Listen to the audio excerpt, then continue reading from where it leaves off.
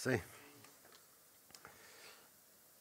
Romeine 15, vir die van wat Bybels hier het, kan gerus daar oopmaak. Gaan so hier en daar 'n versie uitpak.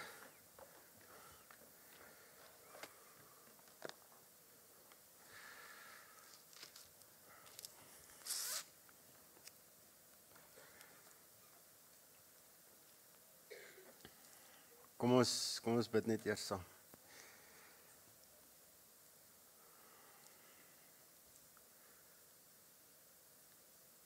Here, omdat ons U liefhet, wil ons antwoord as U ons roep. Omdat ons weet dat U paai beter is, soos wat Johannes sê, en dat U paai vir ons bring waar goedheid en geregtigheid deel is van die kilos wat ons loop. Is dit vir ons beter om te leef in hoe U wil hê dit moet lyk in die praktyk. En daarom bid ons nou, breek vir ons hierdie gedeelte oop en help ons, Here, praat met ons harte, waar ons dalk nie heeltemal in lyn is met wat hierdie woord sê nie. Breek hierdie teks oop ten spyte van die swakheid van die prediker. Ons het U nou nodig, Here. Ons luister. In Jesus naam bid ons dit. Amen. So, ek het dit aan die begin van Romeine gesê, van ons reeksie gesê, maar ek dink is nodig net om 'n bietjie te verfris. Paulus het die stad Rome en die gemeente in wat hy die Romeine noem, wat ons die Romeine noem, het hy gesien as sleutel in sy visie om die bekende wêreld te bereik. So hy het in sy beplanning, in sy sending traject, in sy kerkplantingsplan was hierdie gemeentetjie sentraal om 'n groot gedeelte te bereik. En Paulus in sy lewe het hy nie gesien die vrugte daarvan nie, maar nadat hy dood is, sien ons hoe vanuit Rome, voor dit die Rooms-Katolieke Kerk geword het, soos ons dit vandag ken, maar vanuit daar het God die Heilige Gees hierdie gemeente kragtig gebruik om werklik 'n groot verskil te maak. En ons gaan bietjie daarna kyk, maar Paulus is hier gevange terwyl hy heel moontlik gevange gewees toe hy hierdie gedeelte geskryf het. Ons lees dit ook as hy sê, bid vir my, laat ek okay gaan wees en so. Want hy het 'n groot taak.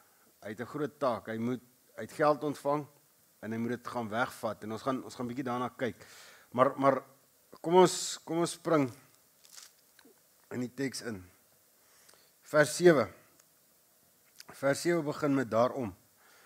Nou soos Quentin laasweek gepreek het, gaan luister sy preek. Soos Quentin laasweek gepreek het, hierdie daarom sê vir ons hy hak aan die vorige gedeelte, né? Die Bybel is soos 'n ketting en elke gedagte eenheid is soos 'n skakeltjie in hierdie ketting en jy kan nie net hierdie stukkie alleen vat, jy moet weet wat voor en na dit staan. Maar die daarom hak hy aan die vorige gedeelte wat sê ons moet lief wees vir mekaar. Ons moenie oor oopaan dinge moet ons stry nie, en die rede hoekom ons nie moet stry oor oopaan dinge nie is Here Jesus Christus, is die kruis. Hy het kom sterf vir ons. Eenheid is vir God belangrik, né? Onthou, een van die laaste gebede wat ons Here Jesus Christus gebid het, was, Here, ek bid vir eenheid onder hulle, want in hulle eenheid sal hulle ons eenheid sien. Onthou julle daai gebed? Is 'n baie belangrike ding, eenheid. En vir ouens wat hier is en wat nog wonder oor die geloof en al hierdie klomp kerke sien en al hierdie siening sien, as jy gaan kyk waaroor ons saamstem, gaan jy sien is baie meer oor as waaroor ons verskil. As jy sien waaroor ons saamstem, gaan jy sien is baie meer as waaroor ons verskil. En ongelukkig, en ek is jammer as ek weet baie van ons kom uit 'n agtergrond uit, waar die ouens geminor het op die major goeters en gemajor het op die minor goeters. Vir grootklas sit op die klein goedjies, wat ons anders is die ander, wat nie op vir grootklas gesit moet word nie, maar op die belangrike goeters het ons agterweeg gelaat en dit veroorsaak seer. Dit veroorsaak laat mense nie versorg word nie. Dit veroorsaak dat ou nie in die gees wat Paulus sê gemeente in Rome moet wees, dat ons nie in daai pad wandel nie. En ek is jammer, ek kan nie namens die kerk jammer sê nie, maar as Christen sê ek is jammer, dat as jy seer gekry het in die kerk, en dit die rede was, is ek jammer daaroor. En mag God hierdie teks gebruik om jou net weer te laat fokus op die regte dinge. Net weer terug te bring na wat belangrik is. Daarom sê hy, wat sê hy? Wat moet ons doen? Wat is die opdrag? Aanvaar mekaar, soos Christus julle ook aanvaar het, tot eer van God. Aanvaar mekaar, soos Christus julle ook aanvaar het, tot eer van God. Ons lees net vinnig daaroor. Maar gaan dink bietjie oor die teks. Gaan sit bietjie alleen vir 'n uur of 2 en dink net oor hierdie woorde. Aanvaar mekaar soos Christus julle aanvaar. Hoe het Christus jou aanvaar? Wat het hy gedoen?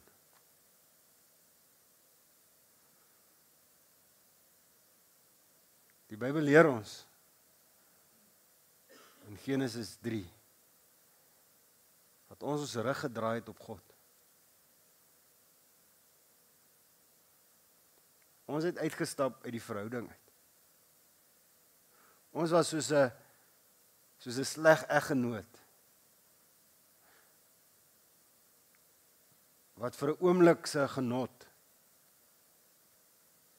'n verhouding gebreek het. Ons het uitgestap. Ons het ons rug gedraai op die Here. Elkeen van ons.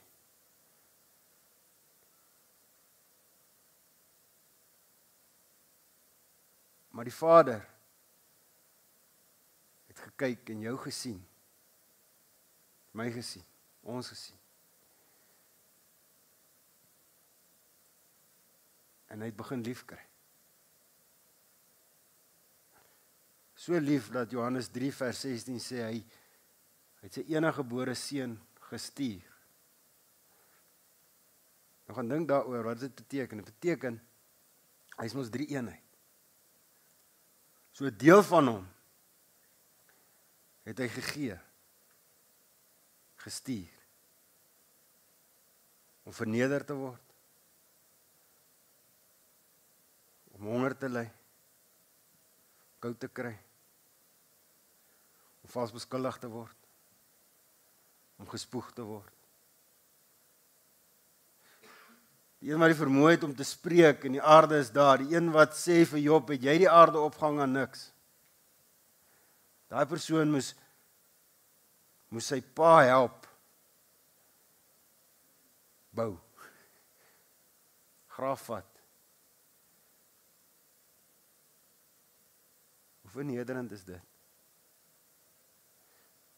Maar hy het daai krag ingehou, hy het daai krag ingeperk, hy het daai vermoë om die onmoontlike te verrig, om wonders te doen, het hy teruggehou sodat hy konstante vernedering kon ervaar.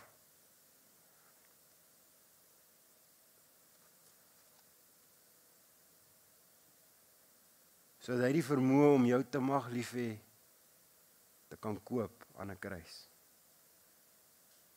Hy het die lewe reg geleef en hy het onskuldig gesterf. Sodat jy as sy kind kan terugkom na die Vaderhuis. Sodat ons vanoggend hier kan sit en kan hoor hoe die Bybel gelees word en hoe Paulus se woorde 2000 jaar terug waar kan wees vir ons. Aanvaar die ou langs jou, voor jou, agter jou, soos Christus jou aanvaar het. Jy's aanvaar. Hy het jou nie net gered nie, hy het jou aanvaar ook. Hy het nie net vir jou gesterf nie, hy het jou aanvaar ook. En vir my is dit nog gereeld, ek vanoggend met die ID vir die ouens gesê, is my moeilik om dit te glo. Is my moeilik om te glo dat God na my kyk en sê, ek's lief vir jou. Partykeer is dit makliker as ander keer. Is my moeilik om te dink dat God na my kyk en sê, ek gee jou nog geleentheid, ek gee jou nog genade tyd om 'n predikant te mag wees. Pa te mag wees, man te mag wees. Is my moeilik. Want ek weet wie ek. Ek weet dis 'n donker. Dis 'n donker. Maar sy lig is binne. Hy kom sterf. Daarom mag ek hier wees, daarom moet ek hier wees, daarom moet ons hier sit. Want hy het ons geroep, hy het ons aanvaar. En wanneer ons dit besef, gaan ons vir mekaar kan lief hê.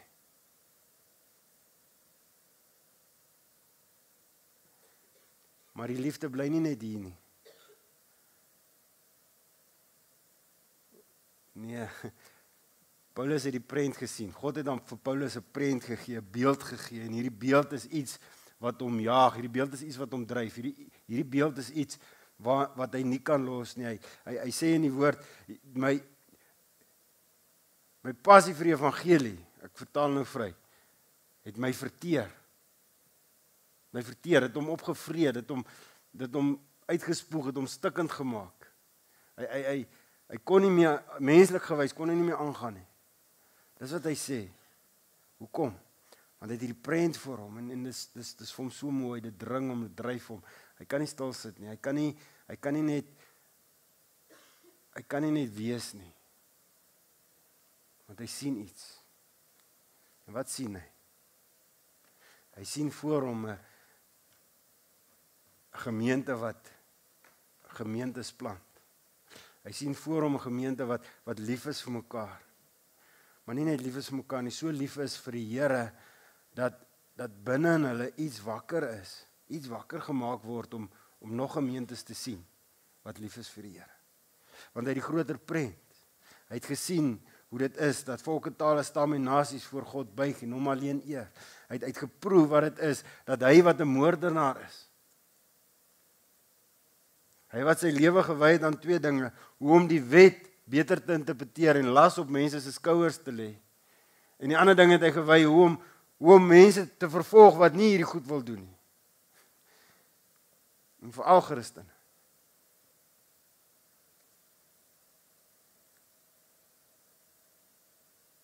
En al twee. Mense net verder en verder van God afgevat. Daarom as hy sê in Romeine 8, ek ellendige sondaar mens, wie kan my red van die mens wat ek geword het? Christus, dan bedoel hy dit. Want hy weet van hierdie donker. Hy weet sonder God die Heilige Gees is hy tot niks goed in staat nie, maar die prent voor hom. Dit is mooi. Dis wonderbaarlik. Dis te groot. Dis te ryk, dis te goed, dis te mooi. Dit dryf hom om deur dit alles te gaan.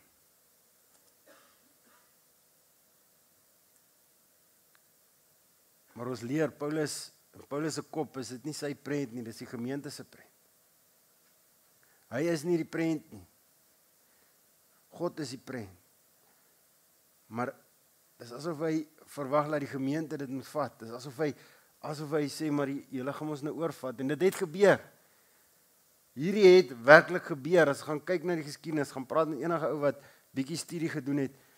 Hierdie gemeentetjie het kerke geplant. Hierdie gemeente was brandend. Na Paulus se dood.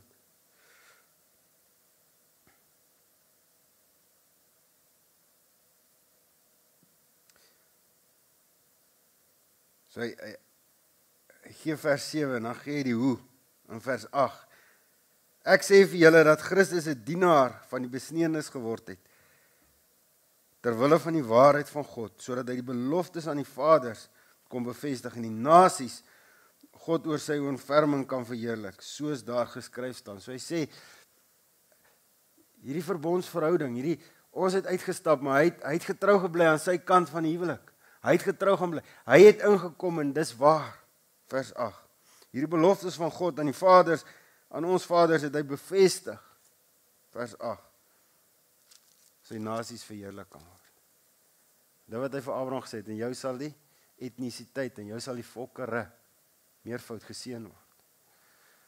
Petrus, bekende preek, Heilige Gees word uitgestort, duisendes kom tot bekering. Wat sê hy? Bekeer en laat julle self dood. Vers 38, hoekom? Want hierdie beloftes kom julle toe en julle kinders en almal wat daar ver is, die nasies. Die nasies moet tot bekering kom, die nasies moet voor God buig, die nasies moet hoor, daar's 'n Christus, daar's 'n Messias wat gekom het, die nasies moet hoor, daar's iets meer aan die lewe as net wat hulle ervaar, is net wat hulle sien. Die nasies moet hierdie prent sien, want as die almal moet hierdie prent sien, want dit is mooi, dit is pragtig, en wie kan sonder dit leef? Paulus het dit gesien, en almal moet dit sien. My vraag is, sien ons dit nog?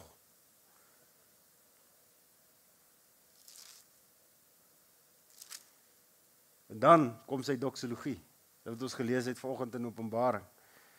Dieselfde tipe ding, hy vertel hiervan, en dan God se genade is net te groot. Hierdie diep, eeueoue beloftes van die Here, hoe dit oopmaak. Augustinus het gesê, die Ou Testament is soos 'n blomknop, alles is daar binne, maar hy maak oop in die Nuwe Testament. En dan sien ons hierdie blom, ons sien al hierdie mooi. Ons sien dit, en die oopgaan is vir Paulus wonderbaarlik, en hy gaan oor in spontane lof, spontane aanbidding. Hy sê, daarom sal ek u loof onder die nasies, en tot eer van u naam sal ek 'n lofpsalm sing. En interessant, né? Hy haal aan, 2 keer uit psalms uit, 1 keer uit die profeet uit, 1 keer uit die geskrifte uit. So hy basies die hele Ou Testament vat hy saam in lof. So goed het hy die Bybel geken. So hierdie is nie sy woorde nie, is sy woorde wat hy haal uit die Bybel uit. Want dis hoe God geloof moet word. Ek sal die loof onder die nasies, tot na eer van die naam sal ek lofpsalm sing. En daar staan ook, wees bly nasies, saam met sy volk. Loof die Here al die nasies, prys hom alle volke. En Jesaja sê op sy beer, daar sal 'n loot van Isaai kom, en hy sal opstaan om oor die nasies te regeer, en op hom sal die nasies hoop. Die nasies gaan saam met sy volk aanbid, psalm. So hulle het die genade geproe, hulle het die genade gesien, hulle het die prent gesien, en hulle kan nie anders as hulle die prent sien, om te buig voor God, en om lofpsalms toe te sing nie, want hulle het sy grootheid gesien. Daarom moet alle nasies die Here loof, daarom moet al die nasies die Here prys, en dan haal hy Jesaja 52 vers 15 aan. Die ou vertaling sê dit beter, die wortel van Dawid.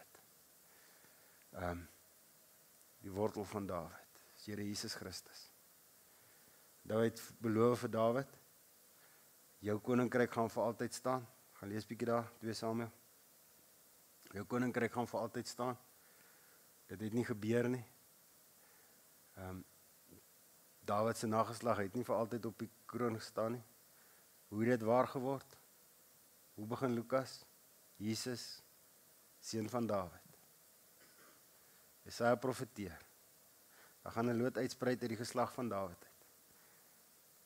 Wat gaan hy doen?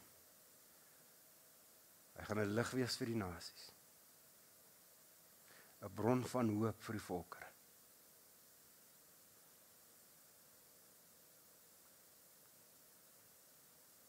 Ons Here Jesus Christus.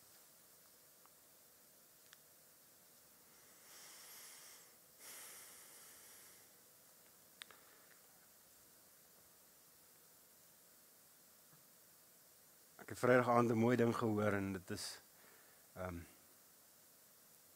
Rian Boer is 'n predikant, tweelingpredikant daar in die Kaap. En hy het 'n lesing kon gee hier in Johannesburg en ek het dit bygewoon. Diep Christen. Hy het gesê jy is eers waarlik vry.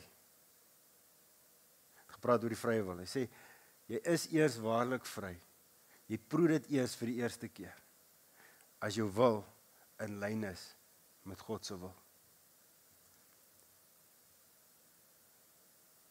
Hoekom? Want dis hoe ons gemaak is. Ons is nooit gemaak dat ons op 'n plek moet wees waar God nie wil hê ons moet wees nie. Ons is nooit gemaak om nie ten volle in 'n verhouding met God te staan nie. Ons is nie gemaak om ons eie wil te hê nie. Ons is nie gemaak om net lukraak dinge te doen en ons eie eer te soek nie. Ons is gemaak om God te eer. Ons is gemaak om hom te loof. Ons is gemaak om te werk. Maar wanneer ons werk, laat dit vrugte kan dra wat God verheerlik.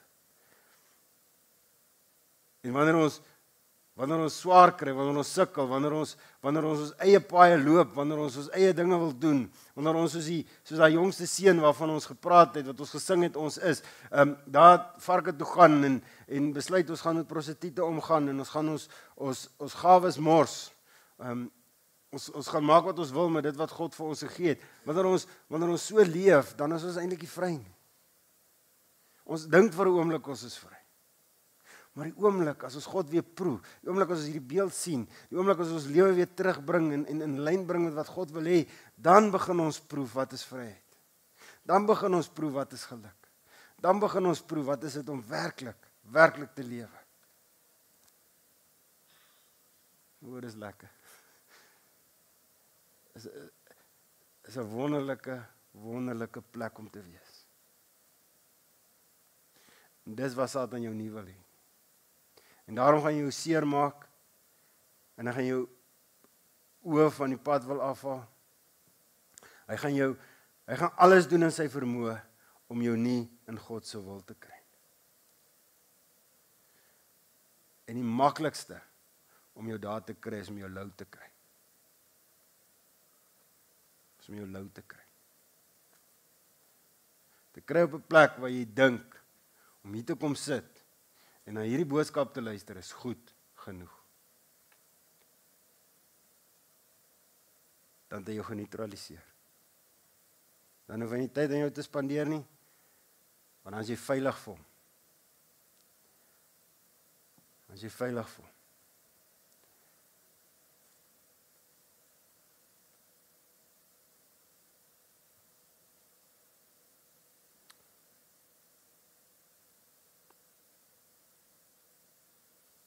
Paulus vra meer.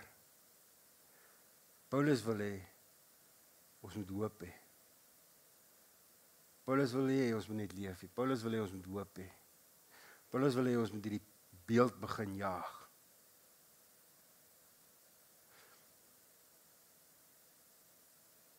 Ek wil nie uitpraat uit die huisbesoeke uit nie, maar ek was by 'n paar besoeke gedoen en ek het by 'n huis gaan sit met huisbesoek. En so 'n paar jaar terug was die gesin nie in 'n kerkie want hulle het seer gekry.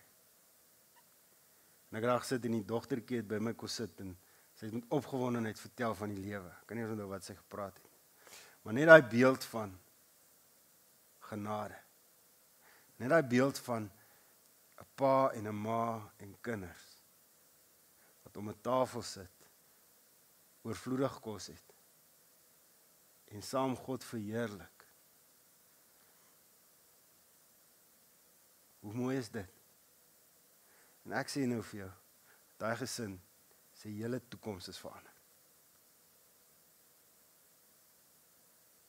Jy kan dit hê. Want in dieselfde gemeente sit ons met ouers wat nie eens hier is nie. Nie eens hulle kinders wil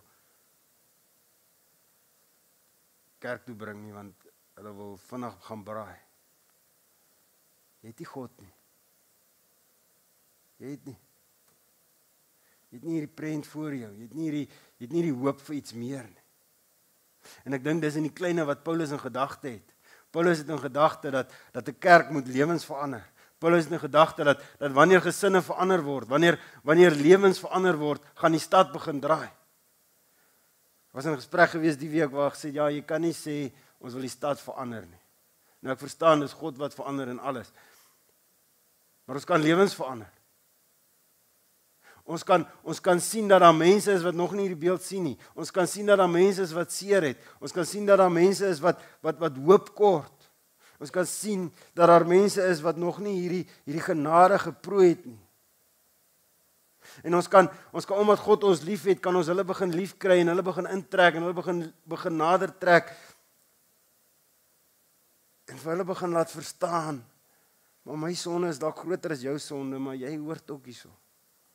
As ek hier kan wees, kan jy hier wees.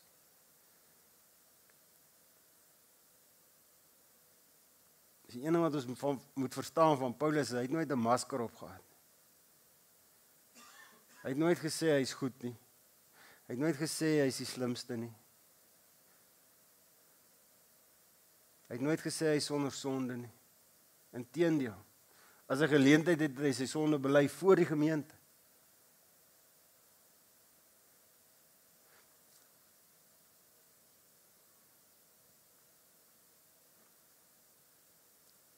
Hy het van Paulus gesê, en hy skryf dit, hy sê, dis wat julle van my sê, in 2 Korintiërs. Sê, julle sê, my briewe is gevul met sterk woorde, maar ek is 'n swakkeling, as ek by julle is, in daad, in woord. Aan die ander woorde, hy sê, my briewe klink goed, maar as ek met julle gaan praat, dan sê julle, ek is nie die slimste ou nie. Jy is nie die slimste dominee nie.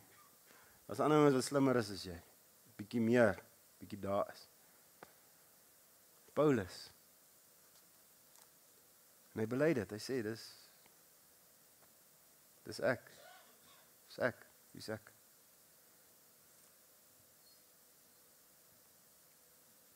Maar sy prent. Mag die God van hoop, vers 13, julle deur julle geloof met alle blydskap en vrede vul, sodat julle hoop oorvloedig kan word deur die krag van die Heilige Gees. Hoor julle die woorde, hoop, krag, oorvloedig. Dis nie 'n statiese ding nie, dis nie 'n koue, harde teologie nie. Dis 'n lewende, werklike God, wat in kinders van hom werk, en deur kinders van hom werk, en wanneer hy dit doen, dan gaan daar hoop wees, dan gaan daar krag wees, dan gaan daar oorvloed wees.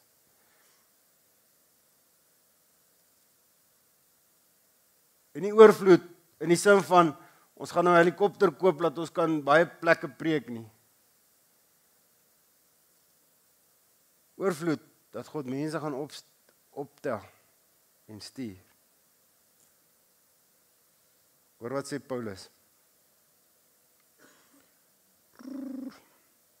Vers 24 en vers 27. Vers 24, wanneer ek na Spanje onderweg is, want ek hoop om julle op my deurreis te sien, en dan deur julle voortgehelp te word, as ek eers vir 'n tydjie die samesyn met julle geniet. Met ander woorde, hy sê hy gaan soontoe gaan, en dan weet hy, hulle gaan vir hom blyplek gee, hulle gaan vir hom kos gee, hulle gaan hom help, en genoeg gee om aan te gaan, om die woord te gaan bedien. Dus hy aanvaar dit maar net, dis wat gaan gebeur. Hy smeek nie, hy vra nie, hy vertel nie vir hulle, dat God vir hulle nou 4-5 kamele gaan gee, en extra goud gaan gee, as hulle vir hom gee nie. Dis nie wat hy doen nie, hy is nie 'n voorspoedsteoloog nie.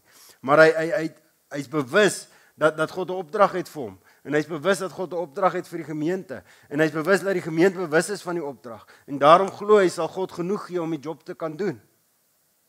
Hy is nie skaam daaroor nie, hy dink dis wat gaan gebeur. Kyk vers 27, Macedonië en Agaia het dit naamlik goed gedink om 'n bydrae te maak vir die armes onder die heiliges in Jerusalem. Jerusalem was die moedergemeente, Jerusalem was die gemeente wat die eerste kerke begin plant het. En uit Jerusalem uit het onder andere Rome ontstaan, die gemeente in Romeine. En die twee gemeentes, interessant, wat geld ingesamel het, het eie vrye wil gedoen. Hulle het gehoor, Jerusalem kry swaar, die moedergemeente kry swaar. So wat doen hulle? Hulle besluit hulle samel geld in, hulle stuur vir Paulus 'n brief en sê, luister, ons het geld, as jy soontoe gaan, as jy bykom, kom tel dit op en gaan vat dit na hulle toe. En hierdie twee gemeentes is die armste gemeentes, of van die armste gemeentes in die omgewing. Dit is arm dorpe gewees, arm gemeentes gewees. Maar dis hulle wat gee, so die moedergemeente wat hulle gehelp het, gehelp kan word. Maar daar is genoeg. Want die prent is mooi. En die prent wat hulle sien is so mooi. En hulle het so lief, want hulle besef hoe God hulle lief gehad het. Dat hulle nie anders kan as om te gee nie. dat hulle nie anders kan as om te sê, ek dien jou met my gawes nie.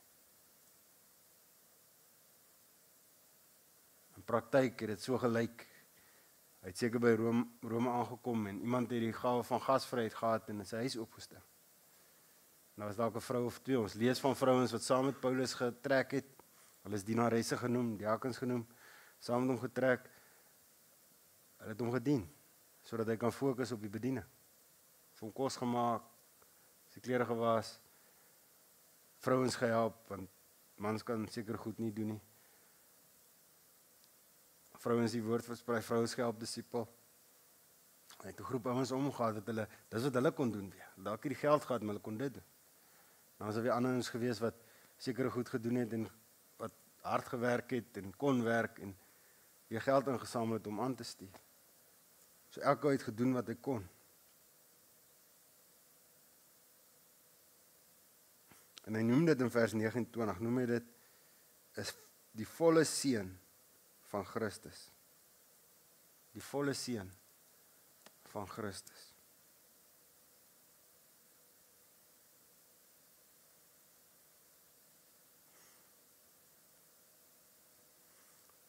Maar waar gaan dit? Kom ons gaan net nog bietjie dieper skag. Vers 20. So het ek my ten doel gestel om die evangelie te verkondig, nie waar Christus reeds bekend was en ek dus op iemand anders se fundament bou nie, maar soos daar geskryf staan, hulle wat nie van hom vertel is nie, sal sien, en hulle wat nie gehoor het nie, sal verstaan. Jesaja 52, wat hy daar aanhaal, is 'n profesie, sê, die volkere is nie deel van die Jode nie, hulle het nie gesien al hierdie tempels, en al hierdie offers, en al hierdie goeders, al hierdie profete, hulle het nie Dawid gesien, al hierdie goed gesien nie, maar hulle wat nie gesien het nie, sal hoor en glo. So dis sy fundament, dis sy basis vanuit hy werk. Dis wat hy wil doen, hy wil ouens bereik wat nog nie bereik is. Nou, dit staan nou nie hier nie, maar hoe Paulus gewerk het, is hy het strategies gewerk. So hy het gekyk, waar is die handelsroutes, hy het gekyk, waar is belangrike stede, en dan het hy na hulle toe gegaan. En dan het hy daai stad, wanneer daar gemeente ontstaan het in daai stad, dan het hy gesê, ek het die streek bereik. Hoekom? Want hy het daai stad se ouens opgelei, daai stad se ouens gedisipel. Ons gaan nou in die DNA, ouens wat DNA toe bywoon, daar by my huis nou, gaan ek bietjie dit ook verduidelik. Maar daai stad, daai gemeente, het hy dan opgelei, en hulle het weer dieselfde gedoen in hulle kleiner omgewing. Met ander woorde, het na hulle streek gekyk en sê, okay, in ons streek, wat is die groot dorpe, wat is die belangrike punte, waar kan ons die beste wees, en dan het hulle party soontoe getrek, en daar gaan bly, en dan het hulle daai ouens bereik weer. En so het hulle dan die hele streek bearbei, so het hulle die hele streek gehelp. En dis vandag nog so, ek glo nog steeds, hierdie sirkel hoe Paulus werk, is ook vir ons belangrik. Die laaste 2 weke my huisbesoeke, het ek in 3 verskillende dorpe, is ek gevra om daar preekpunte te begin. 3 verskillende dorpe. En die rede is, daar is kerke, maar daar is valse kerke, en die goeie kerke is so klein, hulle kan nie meer die mense bereik nie, of daar is een of ander fout, of een of ander iets, maar daar is nie gesonde, Christus verheerlike kerke in daai omgewings mee nie. Ons is baie gelukkig in Pretoria Oos, om baie kerk te hê, en baie goeie kerke in ons omgewings te hê. So jy kan kies waar jy tuis voel. Maar as ouens, nie ver van ons af nie, wat nie daai gawe het nie, wat nie daai geleentheid het nie. En as Paulus hier was, sou hy dalk nie so sag gepreek het soos ek nie, maar sou hy dalk gesê, hoekom het julle nog nie daai ons bereik nie? Hoekom sukkel julle so? Wat gaan aan? En dis belangrik om te besef, ons is deel hiervan. Ons het nie 'n keuse nie. En die vraag is, sien ons die beeld so mooi soos Paulus? Dat ons nie anders kan as om te sê, okay, kom ons gaan. Kom ons stuur ons. Of is ons so in die Pretoria Oos droom vasgevang, dat ons hierdie droom het van, ons wil bo uitkom, en ons wil leer, ons wil daar bo wees, en as ek daar bo is, dan is ek nou okay. Jy sien, ergens langs die pad gaan jy besef, jy is nie vry nie. Ergens langs die pad gaan jy besef, maar daar mis iets. 'n Kort diepte. 'n kort iets.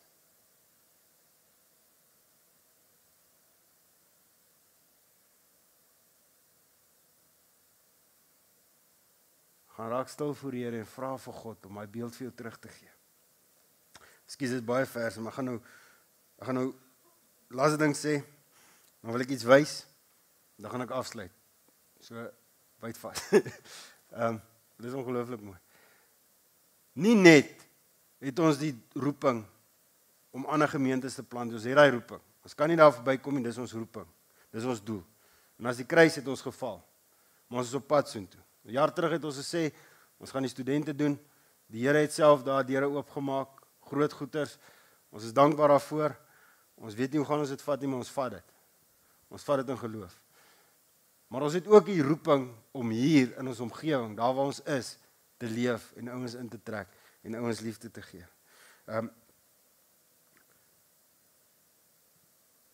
Want onthou, wat het hierdie gemeente gedoen? Paulus se roeping was om van dorp tot dorp te gaan, van stad tot stad te gaan,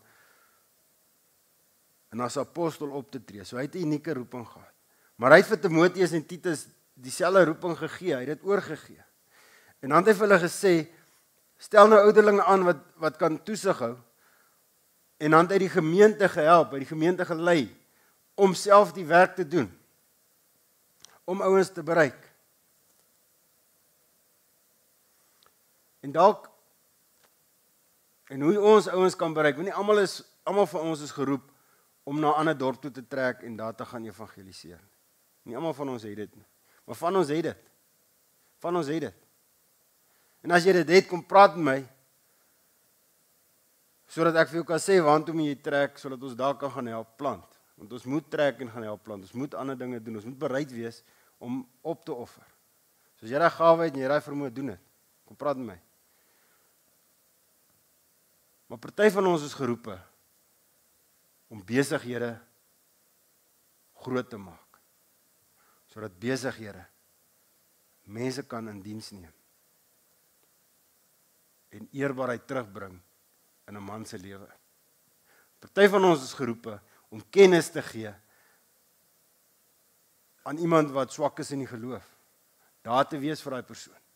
Iemand wat deur 'n moeilike donker tyd gaan, te help. Party van ons is geroepe om daai ouens wat in die bordele is en in die pubs is, en in die daar waar dit dronk is en daar waar dit lelik is, daar waar dit seer is, daar te gaan en daai ouens te gaan haal. Party van ons is daarvoor geroep. Party van ons is geroep om net weeshuis toe te gaan en net te gaan lees vir die kinders.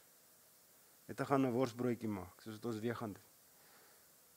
Maar wat jou roeping is, wat jou taak is, wat jou gawe is, gaan God vir jou wys. Maar doen dit sodat die gemeente gebou kan word. Sodat ons mekaar kan help. Ek gaan 'n kort video, ek het dit baie verkort, maar ek gaan 'n kort videoetjie wys oor hoe dit in praktyk lyk. Nou die ou aan die woord, voor jy begin speel, die ou aan die woord is Dave Ramsey. Dave Ramsey is 'n multimiljonair. En hy wys sy lewe daaraan om ouens uit skuld uit te help. En ouens te help wat finansiëel sukkel, om finansiëel vry te kom. Dis Dave Ramsey. En die vrou bel in, sy het haar pa verloor, sy is 40, sy het haar pa verloor, sy het haar man verloor, hulle het 4 kinders, sy het nie gewerk nie, want sy moes na die kinders kyk, toe sy die inkomste wat sy toe gaan werk soek, maar die inkomste wat sy kry was net te min, hulle het haar kar gevat al, so sy het met 4 kinders, kan sy nie die kar bekostig nie, die kar gevat, hulle wil haar huis vat, en sy bel in vir Dave Ramsey, en sy vra vir Dave Ramsey, wat moet ek doen? Video.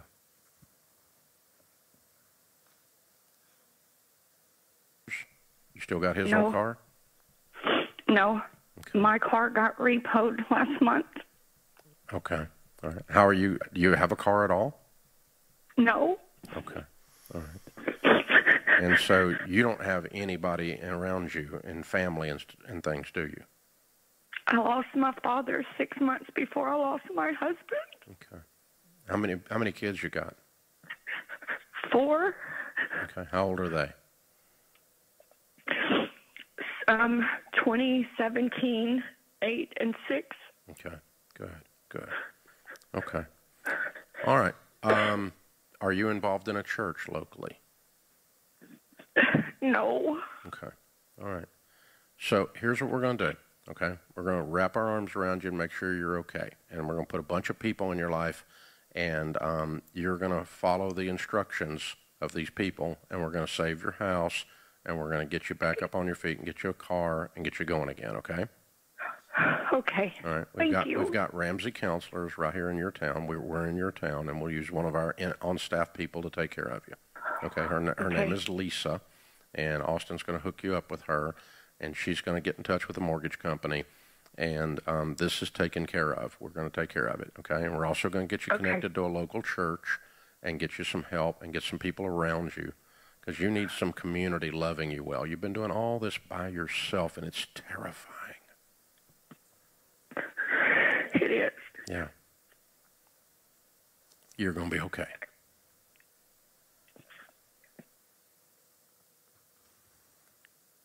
Jy het dit op jou eie gedoen. En dis terrifying. Ek gaan vir jou 'n kerk gee sodat ons jou kan vashou. Jy gaan okay wees. Dit is Romeine 15 in aksie. Dis waarvoor God ons geroep het. Dis waar die kruis op pad is. Kom ons doen dit. Kom ons wees die mense wat mense help. Kom ons wees nie net 'n kerkie. Kom ons wees daai veilige spasie. En as jy dalk daai vrou is wat alleen is en bang is en niemand om jou het om te vra nie. Welkom. Welkom.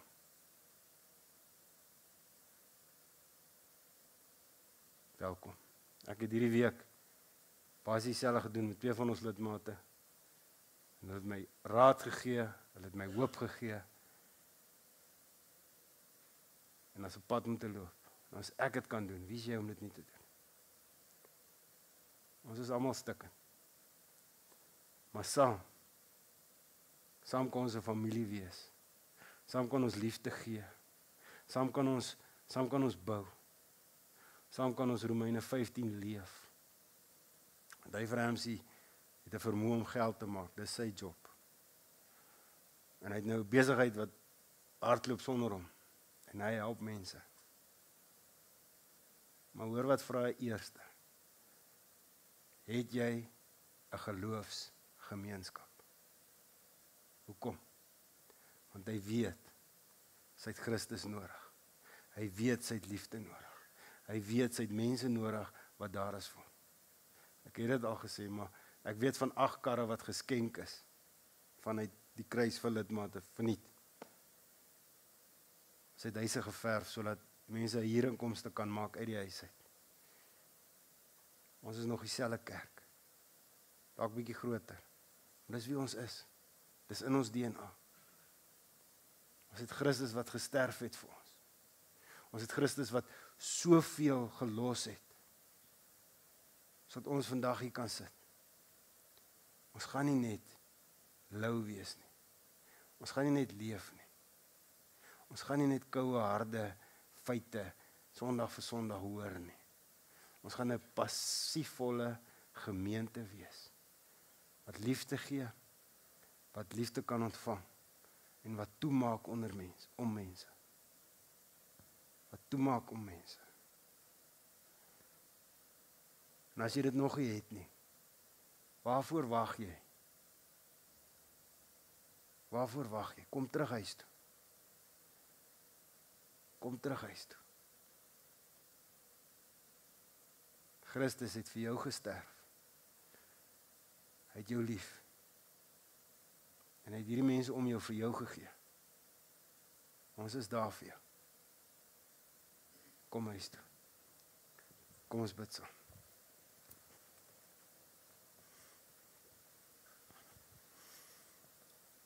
Here, ons het U nodig en ons het U lief en ons wil vir U dankie sê. Dankie vir groot geeste soos Dave Ramsey waarna ons kan opkyk. Maar dankie ook vir groot geeste in ons gemeente.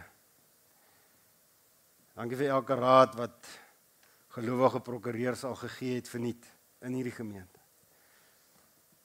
Dankie vir die besigheidsmanne wat op grond van besigheid ouens gehelp het al, met raad en kennis en insig. Dankie vir die vrouens wat en die mans wat bid, Here. Paulus sê, dele wat ons eers by uitgekom het, is wat hy vra bid. Bid hiervoor.